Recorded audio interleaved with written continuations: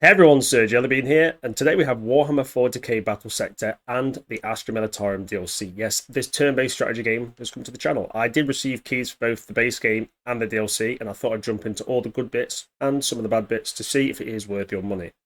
Now, what is 40K Battlesector? Well, as you can see on the screen, it's a turn-based kind of a strategy game that has a mix of campaigns, skirmishes, and planetary supremacy, and a bit of a last stand mode against Coordinate Demons. So there's lots of game modes in there. Now, it's based off the tabletop game, but obviously it's balanced for the video game, and obviously that's where people will have their likes and dislikes.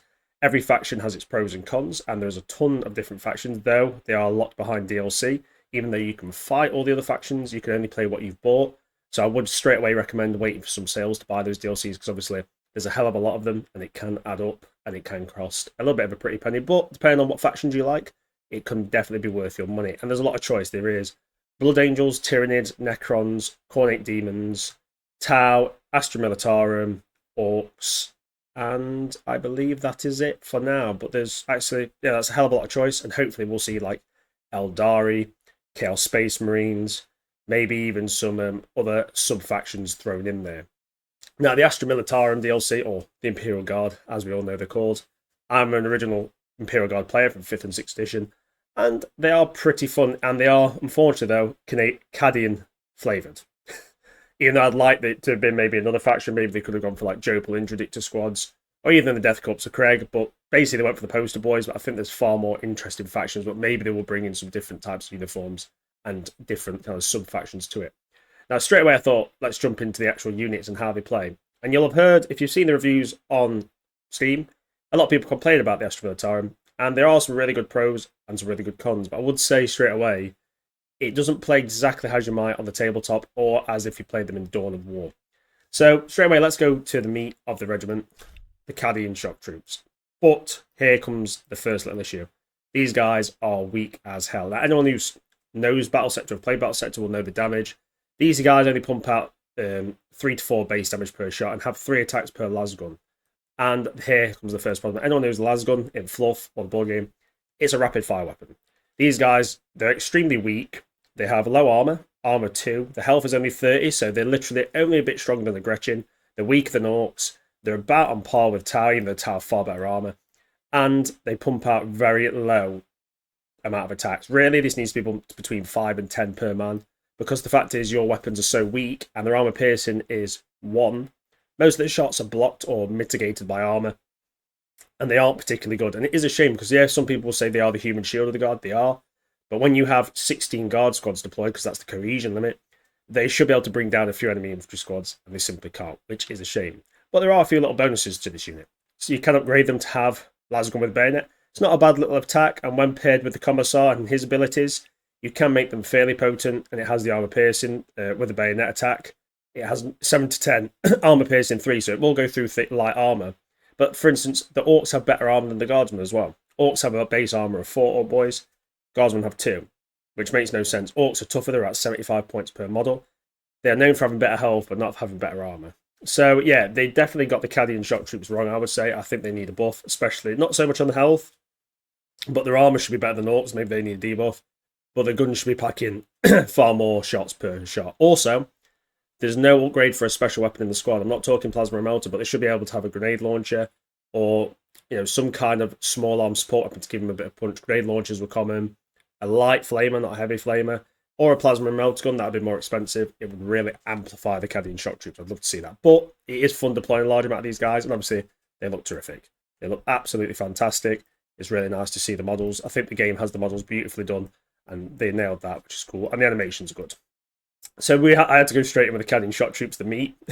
But yeah, and they obviously have the grenade ability on the standard one, which is fairly decent. You can shut that, and it recharges pretty quick. And with infantry, they get embedded officers. So when you have 4 squads of these around an officer, they get plus 10 evasion per squad that is next to them, which helps keep your commissars and your specialist units alive. Next, we have the Chimera. Actually, these guys are 35 points, by the way. The Chimera is 160 points. Actually, pretty damn good. Now, I was a bit underwhelmed by the Chimera because you can't use the lasgun array, which is a shame. But the main weapon's not bad. The biggest thing about the Chimera for me was the heavy flamer. So the multi-laser, you get 16 attacks, 12 to 16 base, armor piercing 2.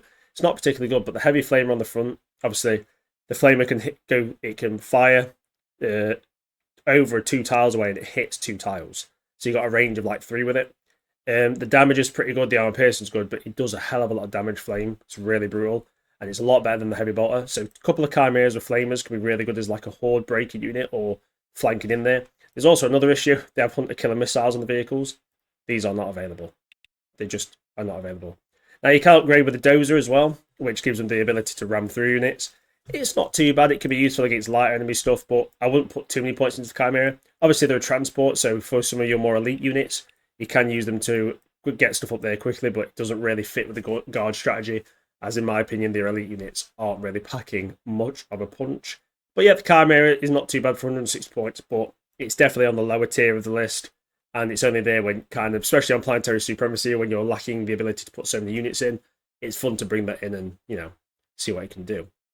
Next, we have the Armoured Sentinel. These little guys, well, big guys, shall I say, these really did blow me away. So 125 points each, 250 health, 7 armor. Now, the real thing is, it's the, obviously, I didn't really go through the Chimera itself, 350 health, 8 armor.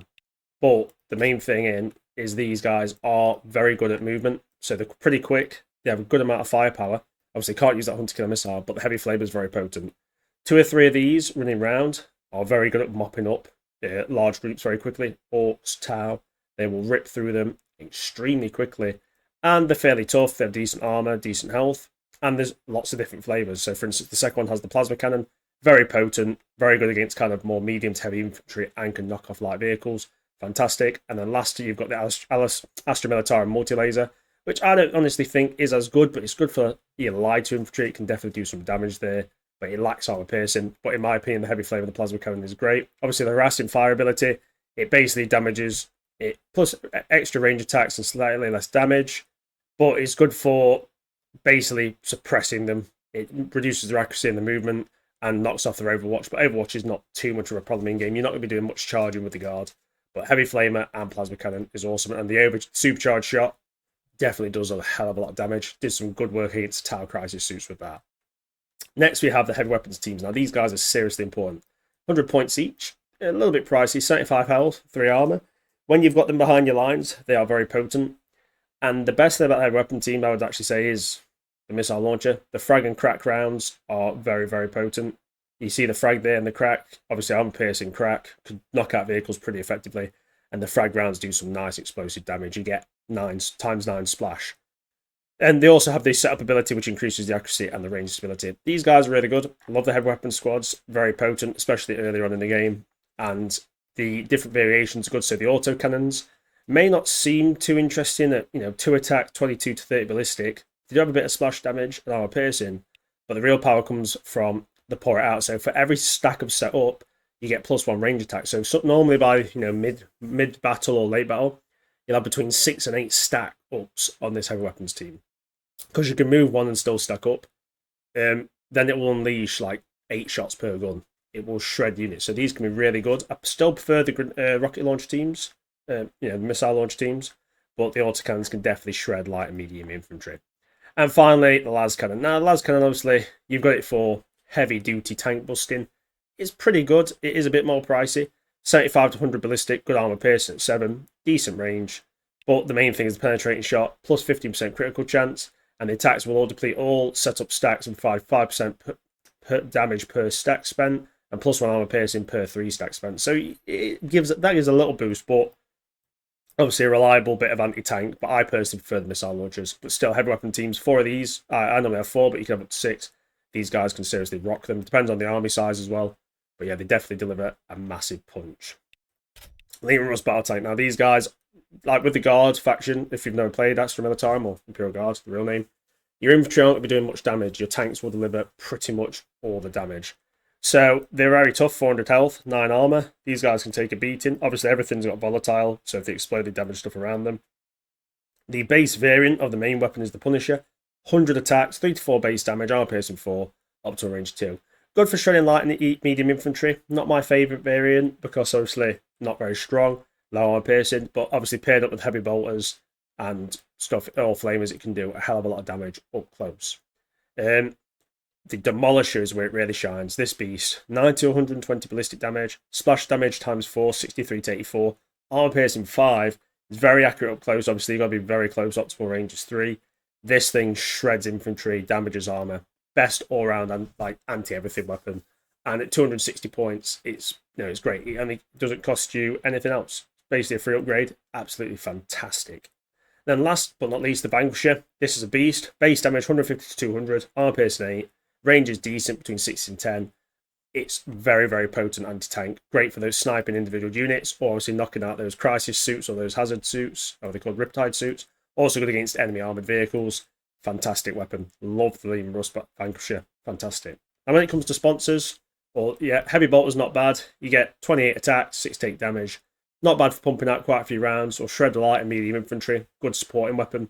The cooldown's 2 as well, so you get to use it fairly a lot. My favourite has been Heavy Flamers with Demolisher. This thing annihilates up close. You can butcher enemy units. And obviously, if you don't play these tanks, your main weapon costs an action point. These cost nothing to fire. They just have a cooldown, which is fantastic. Obviously, your main weapon, you can keep pumping all day long. So Heavy Flamers is my favourite sponsor. The Plasma Cannons is not a bad sponsor, obviously really strong. 2 attacks, 37 to 50 damage. Good splash damage. Armor piercing is decent and good range. I think the Plasma Cannons pair well if you're versing like Necrons or Blood Angels, kind of heavier infantry. Also good against some of the heavier orcs, but I still prefer the Heavy Flamers. And the Plasma Cannons are about the same, bit more expensive, but not too bad. And then there is the Multi-Melters. These guys obviously are very potent. Strong strong hits for individual, no splash damage, good for hitting very tough like crisis suits, orc knobs, heavy units. But I personally prefer Heavy Flamer. But the Multi-Melters can be good with the Vanquisher, more armor piercing power, but they are quite close range. So there is that. And then obviously you have the Hull Las Cannon, which is fantastic. Base damage set 5 to 100, good armor piercing, good little anti-tank or anti-kind of super heavy or heavy infantry single shot. Great little addition. It's a shame you can't change the whole weapon to whatever. I'd love to have a Heavy Bolter or a Heavy Flamer on there, just like in the actual tabletop game. But maybe the studio, if you see this, I actually think you've done a good job with Astra Militarum, but more customization would really open up the units. I don't think things like that would break the game either. Next, the Basilisk. Now, I've heard mixed things about the Basilisk, but I've had some pretty good luck with it. Now, it's 230 points, 300 health, 7 armor. It will get killed fairly quick. Now, obviously, when you look at the Basilisk, there's tons of different weapons. Obviously, you get all these, there's no special abilities on the Russ, but the Basilisk has a lot. Now, the main cannon, one shot, 55 to 70 artillery, splash damage times 9, 41 to 56, so it can do a lot of damage. Armor piercing 4, range is 5 to 15, optimal 10, so it's long range. Now, it's not the most accurate, but the power comes in that the artillery shot, if it doesn't hit, will hit around it. So if you've got bunched up orcs or Tyranids, you will kill a lot of enemy infantry. Now, the ability comes with the various special abilities. Obviously, it has a Heavy Bolter at the front that you can fire, but that is not free. When I fired it, it's not great. So I wouldn't fire the Heavy Bolter. It's just a waste. Now, obviously, the main gun's artillery. You've got special weapon abilities, so high explosive. Each successful shot with a weapon has a 50% cumulative chance to arc to an adjacent enemy, dealing 65% damage. So obviously, can damage enemies nearby. Now, this barrage is my favourite ability. The unit makes 3 ranged attacks with minus 40% accuracy for 15 to 20 damage. Any shots that miss will scatter twice. Barrage is pretty good for just hitting light or slightly damaged infantry. I had some great luck with Tower drones or Necron scarabs, and you really just unleash a hell of a lot of firepower, so I do like that. You've got ingrained precision. Enemy units attacked by the Basilisk artillery crew gains the artillery target, so basically 25% plus accuracy for other artillery units. So if you're using 2 or 3 of these guys, they stack really well. Then you've got steady aim. The unit sacrifices all of its remaining movement points and makes a ranged attack with 10% accuracy, which is pretty good with, it's got 3 movement points, so 30% accuracy boost, which is nice. And if an attack by an artillery unit misses, it will instead scatter. So you're always going to hit something if there's a bunch of enemy troops. So I really like the Basilisk. 2 of these works really well, especially when you're being mobbed, because like I say, your guardsman squads don't deliver enough anti-infantry firepower. They just don't. So something like this will really thin out fire warriors, Necron warriors, tactical squads, scarabs, orc boys, and thinning them out is going to be the reason you're going to win, because the problem is your guardsman squad just cannot deal with this straight up fight with enemy infantry. Even when you outnumber them, you just struggle. So the Basilisks are definitely there to help win the fight. Next is the Rogal Dorn battle tank, this freaking beast. 500 health, 9 armor. It's a monster, and it is pretty damn good. Now, I do like the Oppressor Cannon, 90 to 120 damage. Not as strong as the Vanquisher, but it's got splash damage times 2. Decent armor piercing 7. It's good all-round basically anti-everything. Good, decent weapon. Now you can go to the twin battle cannons. Gives you more ballistic, like 45 to 60. You get 2 shots and splash damage 22 30 times 4. So obviously it does quite a lot of damage. Good for killing light and medium infantry. I've had good success with it against the orcs, one of my most hated enemies, I must say. Armor piercing 4, great for killing orc boys and stuff as well. And Tower Fire Warriors, another hated enemy. So yeah, it's got 2 pretty decent variations, but I honestly still prefer the Demolisher. Obviously it looks absolutely gorgeous, don't care what anyone says. Possibly one of the beautifulest tanks the guard ever got. A bit newer, I never actually got to play it on the tabletop, but it looks chunky, just looks awesome. Love how stubby it looks. Next, you've got the Castigator Gatling Cannon, 80 attacks, 3 to 4 ballistic, armor piercing 3, optimal range is 2. Great little minigun basically on the front. Good at shredding light units, struggles a bit with medium, but still like a mini Punisher gun. Nice, but the cooldown 3, which is a bit of a shame. Still prefer the Pulverizer Cannon, costs you a little bit more at 10 points. Obviously 60 to 80 ballistic, 34 splash damage times 4, armor piercing 4, and it has a optimal range 3, but a bit more range. Cooldown 3 as well, but that thing will shred like a medium infantry. It's basically a mini Demolisher Cannon, which is cool. You obviously, your sponsors, you've got Heavy Bolters or Multi-Melters. The Heavy Bolters, though, definitely deal decent damage, as do the Multi-Melters. I personally prefer the Heavy Bolters because twinned with a Heavy Stubber, which is 54 attacks, 2 to 3 damage, armor piercing 2, optimal range 3. You basically got a great anti-infantry, anti-horde tank there. And the thing is, this thing, 350 points, 500 health, 9 armor, it can take a beating. Use this as basically a magnet of fire, and this thing will just absorb damage. Very hard to kill. A tough cookie indeed. I absolutely love it. And then we have the Kasrkin. Terrible. For 80 points, you've only got 5 balls at 65 health. They have 4 armor, which is nice, but like I said, same as the orcs. Kind of crazy. Kasrkin were, they tended to have carapace armor. Basically, same as Tempest Scions, aka Stormtroopers. The problem is the firepower. They have the Hotshot Lasgun. Attack 7, right? You've only got 5 guys, so 35 attacks. Base damage 3 to 5. What? Armor piercing 2. Also what? Anyone knows the fluff, the lore. That the Hotshot Lasgun could rip off a starter's helmet in the lore. Even in the tabletop, when I played in 5th, I believe it was damage 3, AP 3, so really good armor penetration. These guys are just weak as hell. They have pretty good accuracy, but they're just really not good. They don't have enough firepower, which is a shame. And you can obviously get the hot shot volley gun. Does more attacks, 9 attacks, same amount of ballistic damage. Armor piercing's the same, which is crap. You can overcharge to make plus 2 shots, plus 1 armor piercing, but then you lose 20% of your attacks per stack. It stacks up, which is, so the gun's just way too underwhelming. Absolutely shocking. Yeah, it's not good. Now, the Melter Mine, deploy a stealth Melter Mine on the target for 90 to 120 damage. Any hostile that unit enters the tile, the mine will become visible after 3 turns. It's okay if the enemy triggers it, but yeah, I would say Kasrkin's one of the biggest letdowns. Redo them, make them more potent. They need to be. They literally can't win a fight against anything. Better to have 2 guards in the squads just to absorb damage. Ogryn, hit and miss. 110 points, 150 health, 4 armor. They're pretty tough. Obviously, ugly buggers. Not very ugly, but that kind of suits. Now they have some pretty good attacks. The Ripper Gun, attacks 3, 11 to 15, splash damage 6 to 9. Can do a little bit of damage, good against light infantry, your Scarabs and stuff. Your Gretchen, really good at shredding them. Decent range, optimal too. The Ripper Gun Bayonet charge, 45 to 60 melee damage, armor piercing 6. That's pretty good actually. They're good against kind of smaller medium infantry units, I'd say. Now they are tough. Obviously, Wall of Muscle increases the chance of shots and melee attacks against the Ogryn to be grazed, plus 10 graze chance, so reduced damage, which is great. The Furious charge ability is pretty good. The unit makes a charge attack that deals 15 to 20 damage with 4 armor piercing to all units in its path. If the charge is successful, the target enemy unit's evasion is reduced to 0. The range of Furious charge is increased by the unit's momentum value. So you can basically smash through things and attack enemies. It's really quite potent. Gives you some offensive capabilities with the Ogryn. You've actually got something that can fight in close combat and survive. But their weak armor does make them still vulnerable to just getting killed by like mass fire. And the bodyguard availability. They swap places with an adjacent HQ command unit when they're attacked by melee or charge attacks. This unit will take all damage instead, intended for the HQ command unit, and receive 15% bonus HP for 1 turn. So it's quite good they actually swap places. But I found the Ogryn were a bit hit and miss. I had some decent thing, but they're just, Guard is not a melee faction. And even against things like Tau, with increased mobility and the fact that they lack a very good armor, these things just don't survive as long as you would hope, which is a shame. So your armor is basically doing the heavy lifting. Next, we've got the Primaris psyker. It was decent. It's nice to have some different powers. 150 health, 4 armor, not the most survivable.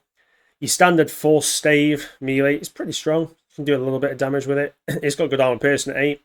Its abilities, obviously embedded officer, so you can get the evasion. You have Night Shroud, which is basically, as you can see, immune to melee zones of control, immune to Overwatch, cannot be suppressed, 20 plus evasion, spies in 1 turn. Good for within 2 tiles, basically helping units avoid getting shot to death. Was pretty decent, but not amazing.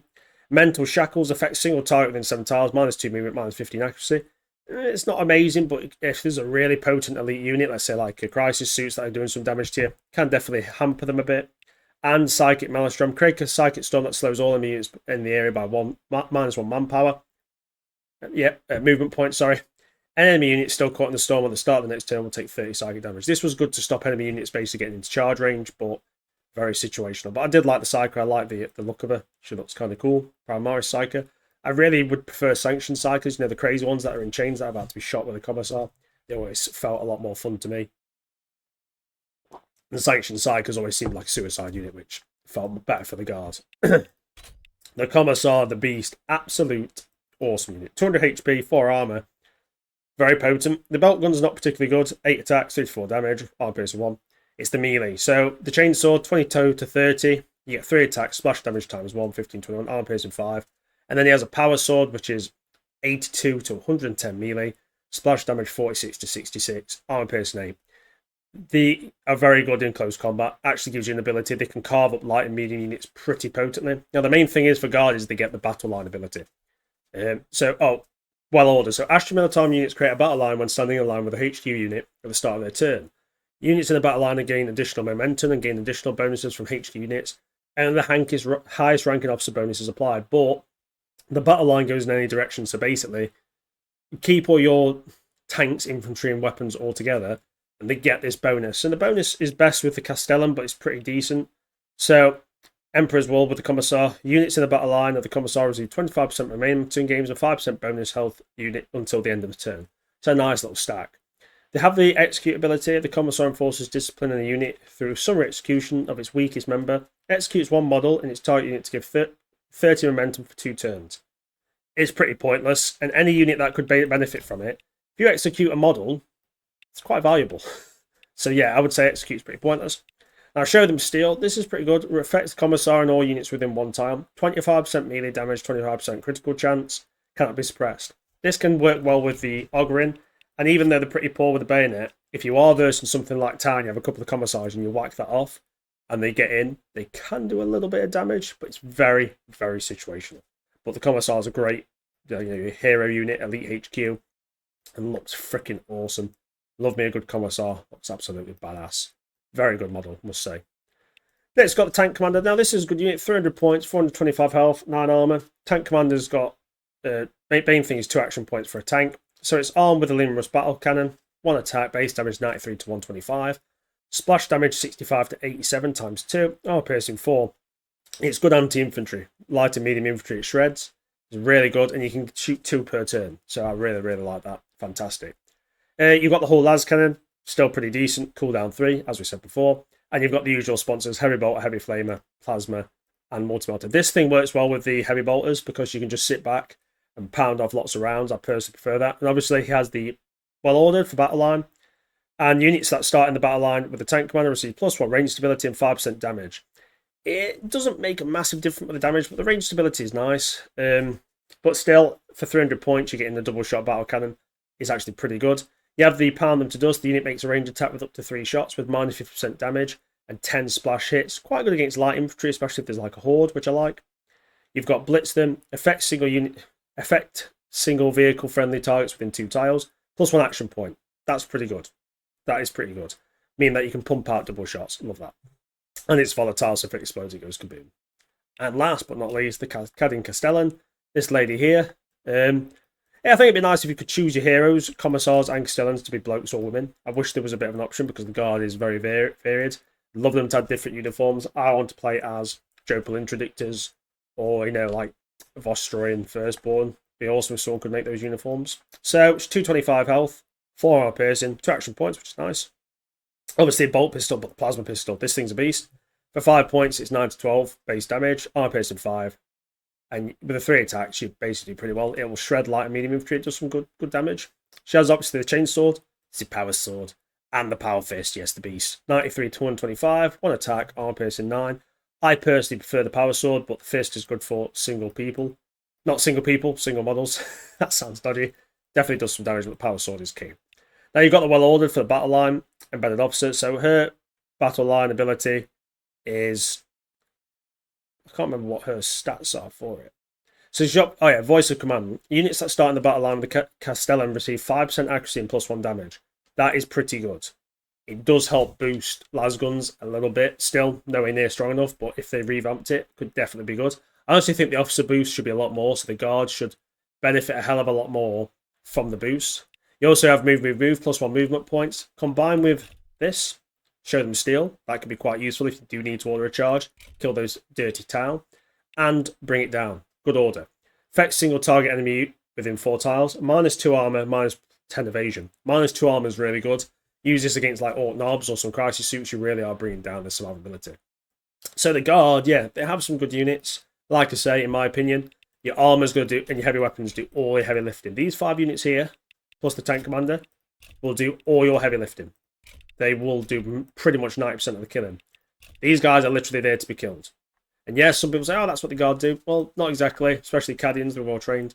Guardsmen, weakness has always been they need numbers. So, for instance, when they moved into a position and they're low in numbers, they get killed. When the guardsmen deploy, for instance, there's, how many is there? 10 models here? 1, 2, 3, 4, 5, 6, 7, 8, 9, 10. 10 models. When you deploy 16 to 160 guardsmen, they can unleash a hell of a lot of lasgun fire. A storm. Now, I think this is an old order from the tabletop. There's an order called first rank fire, second rank fire, which increase your shot damage. You need something like that, which will basically give them double the amount of shots, or in my opinion, it should be triple. They need about, because Tile Fire Warriors get, I think it's 10 shots per weapon, or 12. The lasgun is weak, but should get a hell of a lot more shots. It's a rapid fire, and it's very accurate. Lasers are very accurate. Now, there is another thing people brought up, and I'll show it on screen. The sound animation and the look of the lasgun, it's like a blaster out of Star Wars. It shouldn't be. It should be literally be a laser. And they should get an accuracy boost. Lasers are literally pinpoint accurate. So that would be another way they could boost it. But I do like the DLC. I've played a bit of Battlesector. I've been playing Planetary Supremacy. I'll show a bit off as well. And to be fair, they are fun to play with, but right now you basically just get bundled into the guardsmen being useless, which is a shame. And they don't stand up to anything, which is awful. The numbers should count for something. But it's a cool DLC. I think it's about £10. It'll probably be on sale soon as well. Obviously, if you like Warhammer 40k Battlesector, it's fun, but it does need a revamp. And I would say this. I think you need to be able to, for instance, have a flamer or grenade launcher in the Cadian squads. A plasma or melter wouldn't go amiss. People say, oh, plasma and melter's rare. To a point, but melter guns aren't that rare. Guardsmen were well known to have them. Also, more customization, and the Kasrkin need a massive buff. These guys should be pumping out good, strong armor-piercing weapons with those hotshot lasguns. There's a reason they have the power pack. And they need some kind of like flashbang grenade or smoke grenade. Kasrkin are tactical. Maybe the ability to, there is the ability to drop them via like a Valkyrie drop ship in game. You can drop certain units, but basically a lot of the abilities for the guard are not perfect, should I say. But now we're also going to show the tech tree and planetary supremacy, because I think that is what a lot of you guys play as well. So let's have a look. And here we are with the planetary supremacy mode, which is, fun. It's cool. It's, good stuff. Good stuff. Always good.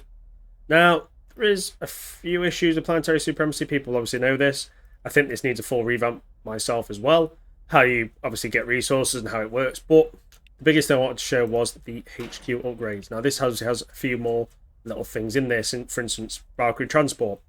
Select a unit to board the Valkyrie transport. This unit can be redeployed next turn by the HQ commander and will heal 10% health.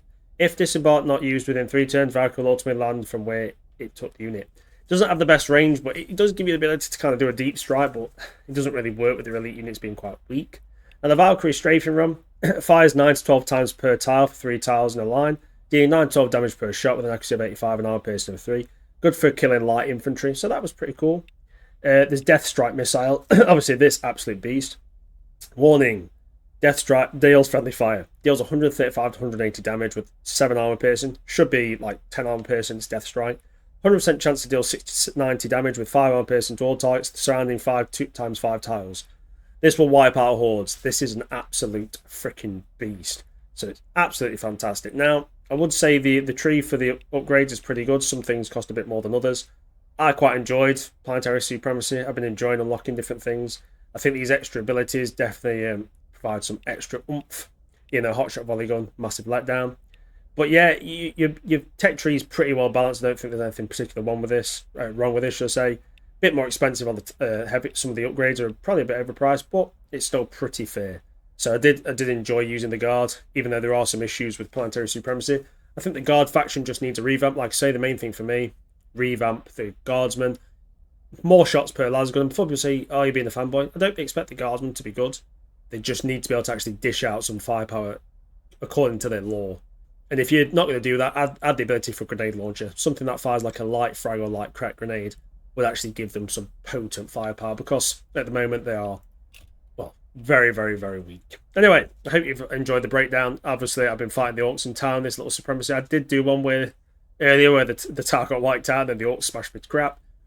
But I'd say it's very fun fighting the different factions. It's good that you can fight them without having the DLC. Very good on the developers for doing that. But I'm enjoying the game, and I might bring it to the channel. We'll see how the video does. But I do enjoy it. And obviously for me, if you revamp Supremacy, I think it needs to be...